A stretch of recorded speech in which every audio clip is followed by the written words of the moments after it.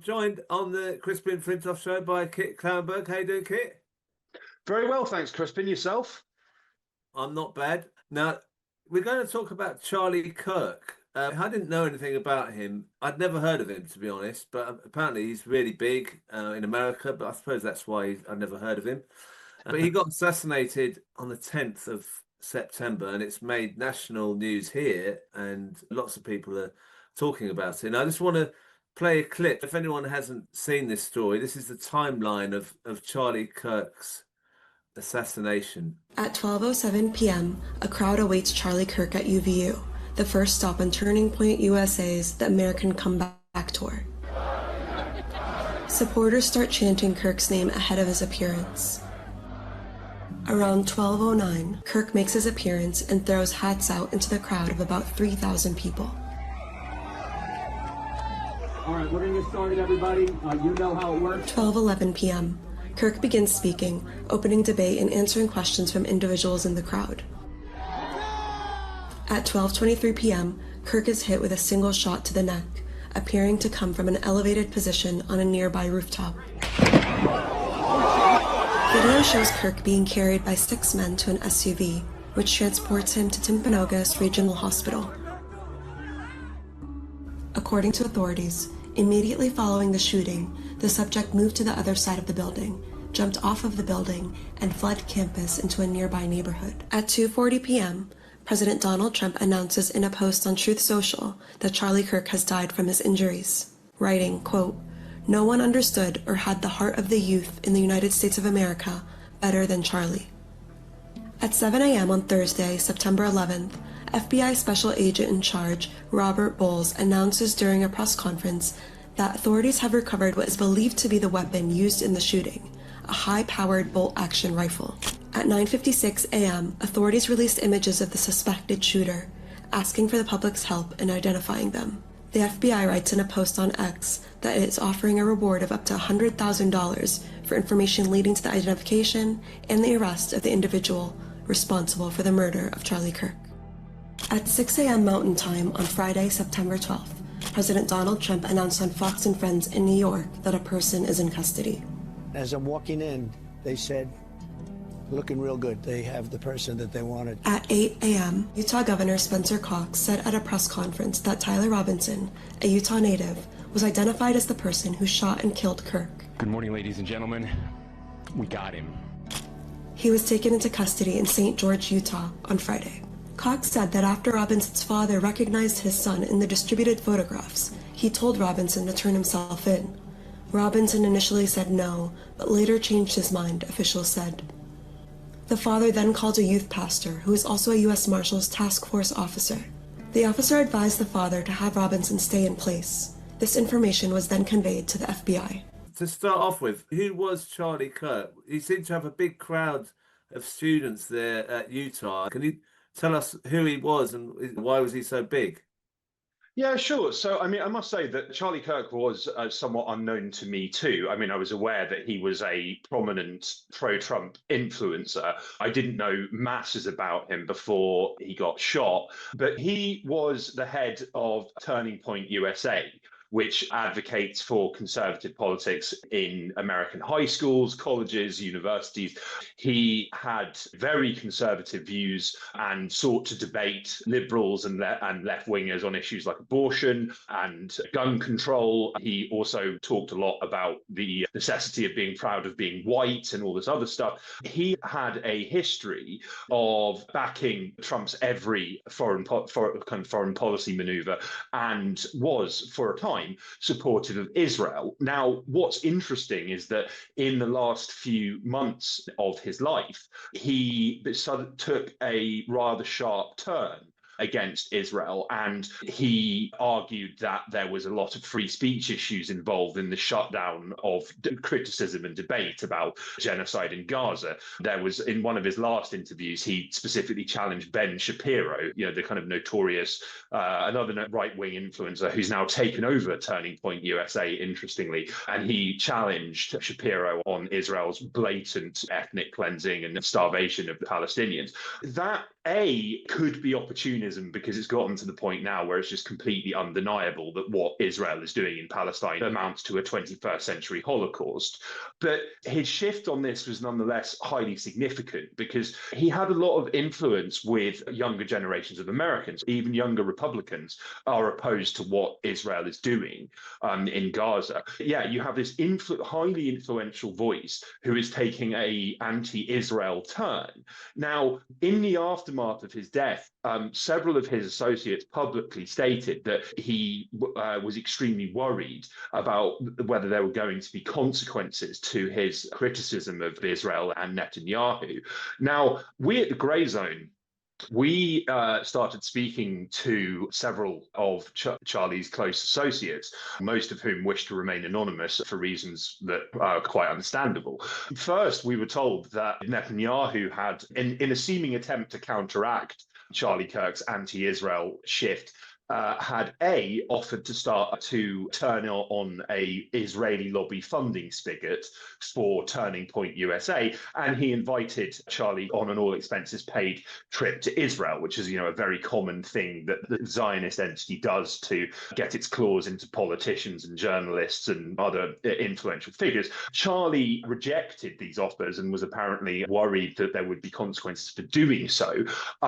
We kept digging and we kept talking to people, and perhaps even more explosively, we learned that over this summer, which is to say just a few months ago now, Bill Ackman, who is this hardcore pro-Zionist billionaire and very influential in American politics in pushing Israel's agenda and furthering its interests, he arranged an influencer retreat in the Hamptons and invited Charlie Kirk, amongst other, right-wing influencers. And the ostensible topic of discussion was Zoran Mamdani, who is the kind of front runner to become mayor of New York, and he has a history of Palestine solidarity, although he's now repudiated that. And we're told that the meeting got a bit explosive because Ackman confronted Charlie Kirk personally about his criticism of Israel, and Charlie was presented with a detailed list of his quote-unquote offences and his critical public statements about Israel, and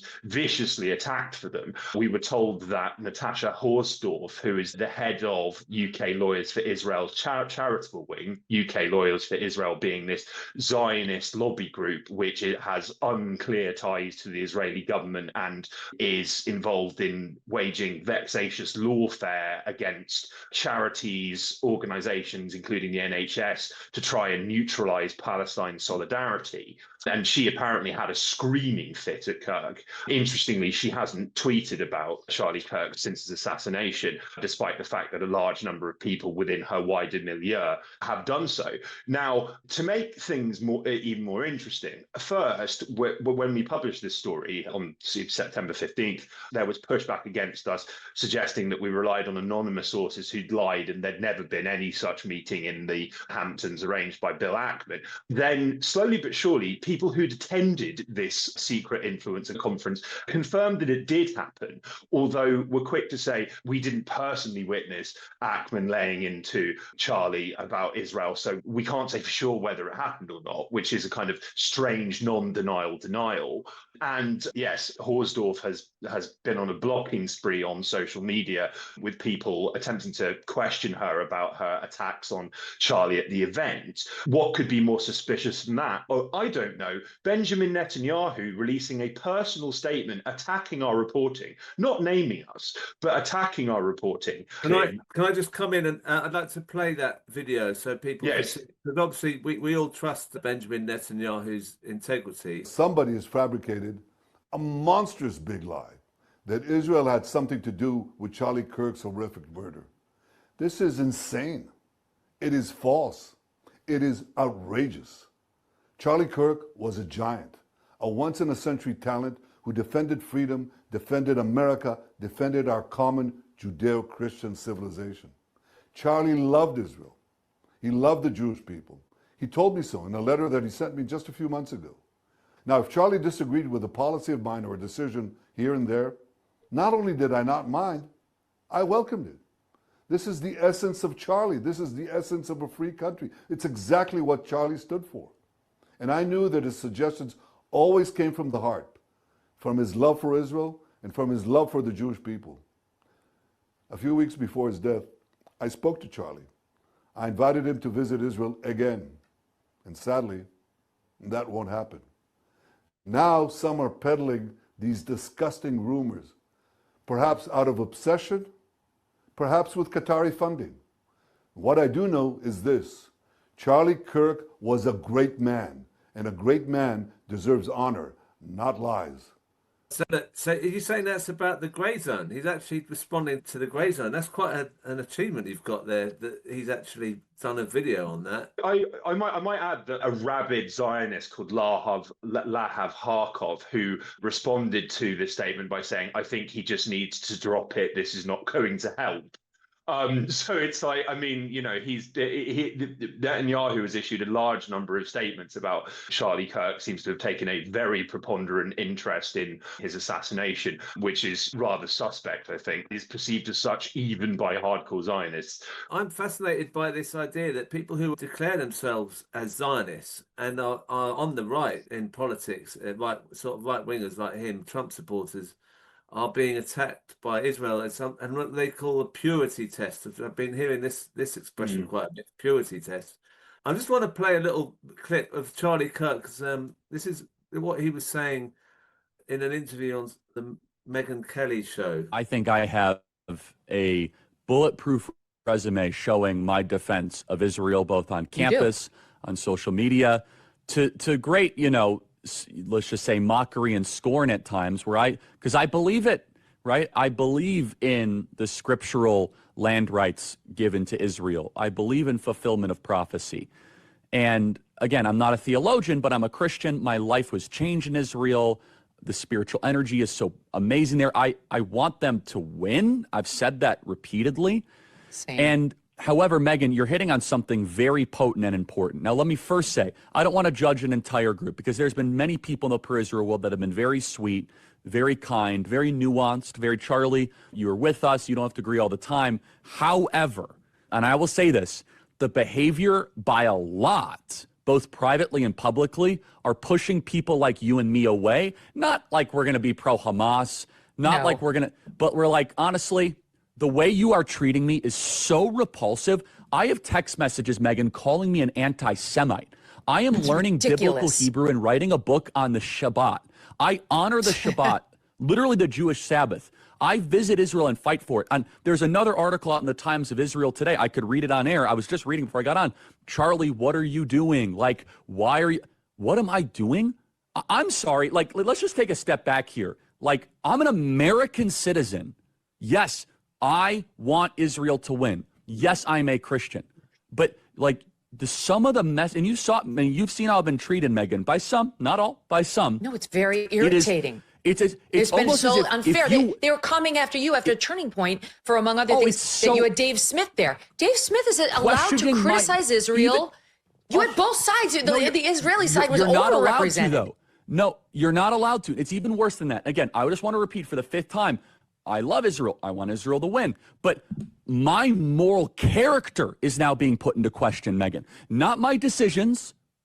I just want to sort of follow up this. It looks like Israel and Zionists are really doing a massive disservice to themselves by asking people who are loyal to them to not make any criticism whatsoever, not platform anyone who's at all critical, because I think that's what the issue was, is he platformed people who were slightly critical or a bit critical of Israel. They're really ballsing up their PR, aren't they? Israel are losing this PR battle on their own. Well, yeah, sure. I mean, and it's fun. It's interesting because there are numerous Israeli publications, including like Haaretz, which is considerably more critical of the Israeli government than the British media is, although is ultimately very pro-Zionist in its editorial outlook. But yeah, have acknowledged that Israel is losing the information war, and they are desperate to try and regain some momentum on that front. It's not going to happen because there is a live stream genocide occurring. And the same horror techniques that were so effective in silencing criticism of Israel and misleading and distorting the reality of their erasure of the Palestinians are no longer effective. So I think they've kind of painted themselves into a corner where any and all criticism, even by their most ardent supporters, is viewed as really problematic and dangerous. And yeah, they don't have any ammunition left apart from anti-Semitism, which we all know pretty comprehensively is total bullshit at this stage. This is an interesting point I mentioned. Charlie was critical to a certain degree of Israel. He was by no means like this pro-resistance tub thumper, and there was no suggestion that he denied or even questioned the right of Israel to exist in some form or other. But yeah, the most moderate criticism, they sought to shut it down. And yeah, like I say, someone with a platform so influential and with such a large following, at a time when, yes, public opinion the world over has pretty much decisively and irreversibly shifted against Israel, was deeply problematic. Yeah, I think Charlie getting taken out was very useful for a lot of people. I've not drawn concrete conclusions about who or what was ultimately behind this. There is someone in custody, and this is actually really bizarre as well, is that the video you played at the start, it mentions that the father of the alleged shooter compelled the shooter to turn himself in to the police. Now, Bill Ackman, the aforementioned, said that he offered a $1 million bounty, or it might have been more than that, for whoever caught or provided information leading to the arrest of Trump's shooter. And he stated that he will stick by that pledge, which is to say he is going to give the father of Charlie Kirk's alleged shooter a vast sum of money. Yeah, like, again, what could be more suspicious than that?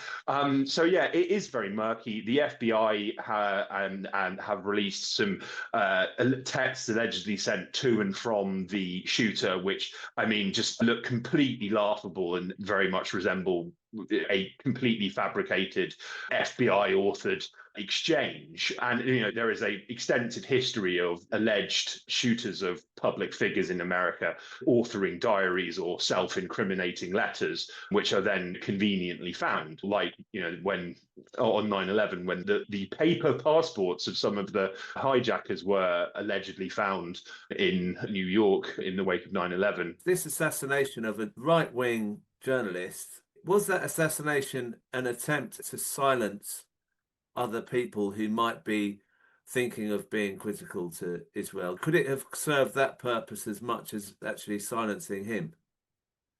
Yeah, absolutely. Like I said, even though his criticisms were very mild, it does send a very powerful message about what you can and can't say. I might add that Kirk was reportedly, according to people who knew him, extremely worried about Israeli blackmail of some indeterminate kind following that Ackman influencer retreat, and that he basically was a marked man as a result. And I might add as well, some eagle-eyed social media users have dug up the posts about Israel from influencers who attended this meeting before and after, and they went from perhaps being critical of Israel to then becoming tub-thumping advocates for Netanyahu thereafter. Message received. And yes, Kirk getting shot in the throat very publicly sends a very powerful message. But again, I'm not drawing concrete conclusions. It could well be some unhinged lone shooter. But supposing you were a right-wing commentator, a populist commentator in America who starts thinking maybe I should be critical of Israel, you wouldn't be so much now, would you? No, not at all. Not at all. The people that we at the Grayzone spoke to about Charlie included close associates of his who were very frightened. I will reveal that much. And they quite understandably wanted to remain anonymous as a result of what happened to their now deceased friend.